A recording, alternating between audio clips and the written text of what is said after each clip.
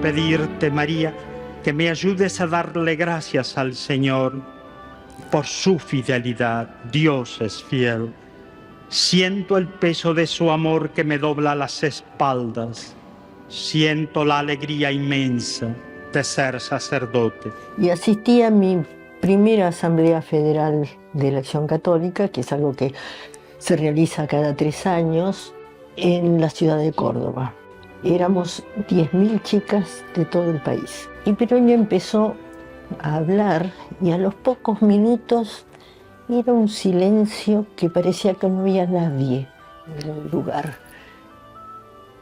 Y con palabras muy sencillas, muy como para que todos lo entendiéramos, nos habló de la realidad fundante del bautismo, como aquello realmente que marcaba el inicio de nuestra vida cristiana, aquello por el cual nos hacía hijos de Dios, miembros de la Iglesia, y que nos daba la misma dignidad a todos, y que de alguna manera todos nacíamos a la Iglesia como laicos, y que todos, con la misma dignidad, luego con distintas funciones, con distintas carismas, pero con la misma dignidad que nos lo daba el Evangelio, éramos todos llamados a la santidad. Tenemos de él un recuerdo de un hombre de Dios, de un hombre de fe, de un hombre entrañablemente unido a la Virgen María, un hombre de iglesia, un hombre fiel a los papas a los que sirvió. Piroño era un hombre universal.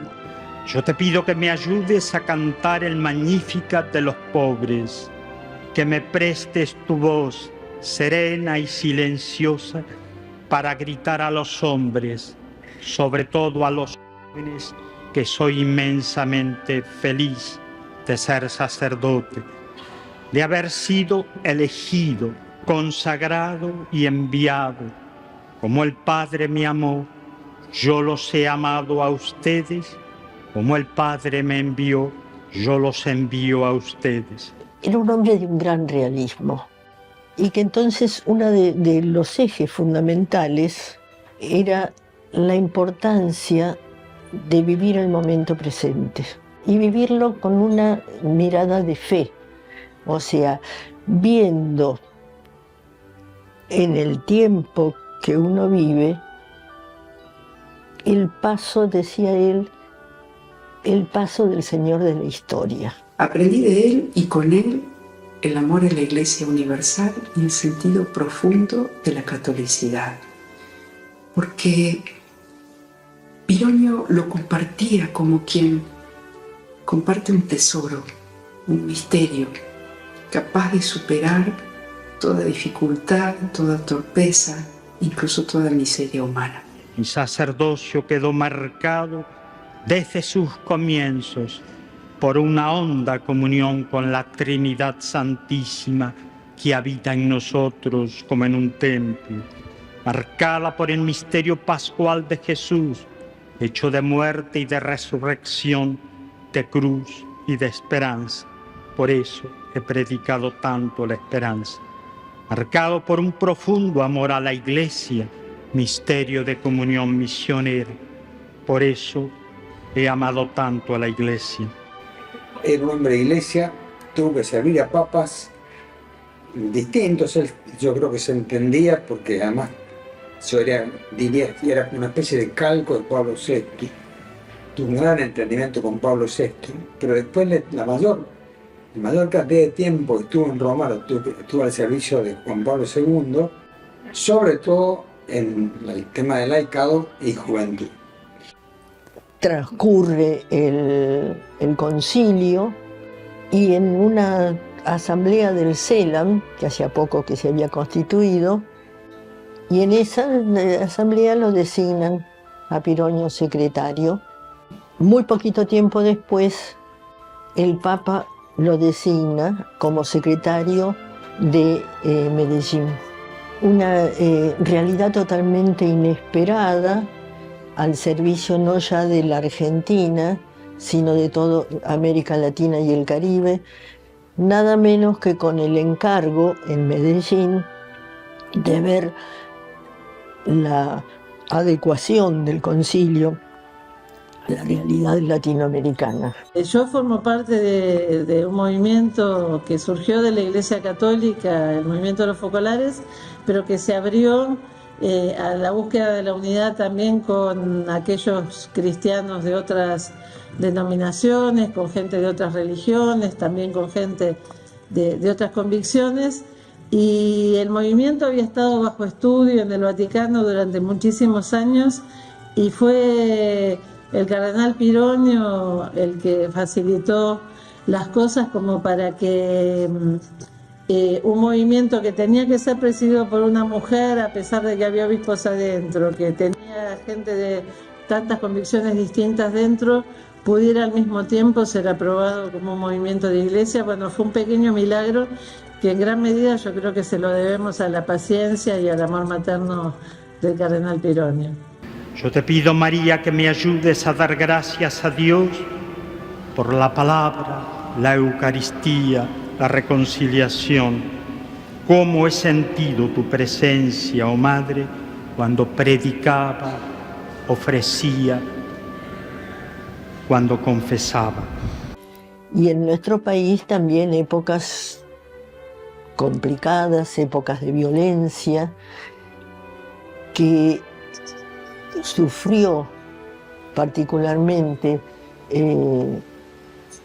Monseñor Pironio durante su estadía en Mar del Plata. Y un poco en medio de eso aparece como un llamado también inesperado, primero del Papa a que les predicaran los retiros, un retiro a toda la curia romana, y poco tiempo después un llamado a Roma a servir a la Iglesia Universal con la Sagrada Congregación de los religiosos y los institutos seculares. Y esto también en un momento difícil de la adecuación de todas las comunidades religiosas al concilio, de nuevas constituciones, de nuevas estructuras, de conflictos que naturalmente se presentaban en ese momento de cambio. Yo recuerdo lo que le tocó sufrir. Fue un hombre que sufrió realmente, no solo por la enfermedad física al final de su vida, sino era la cruz de la Iglesia la que llevaba encima, esa pasión, ver el sufrimiento de la Iglesia, lo que a él hacía sufrir. Vivía profundamente la Iglesia, vivía profundamente todas las preocupaciones que podía tener la Iglesia, y era esta la cruz que él más le costaba llevar. O sea, es la vida de una persona que ha estado, primero,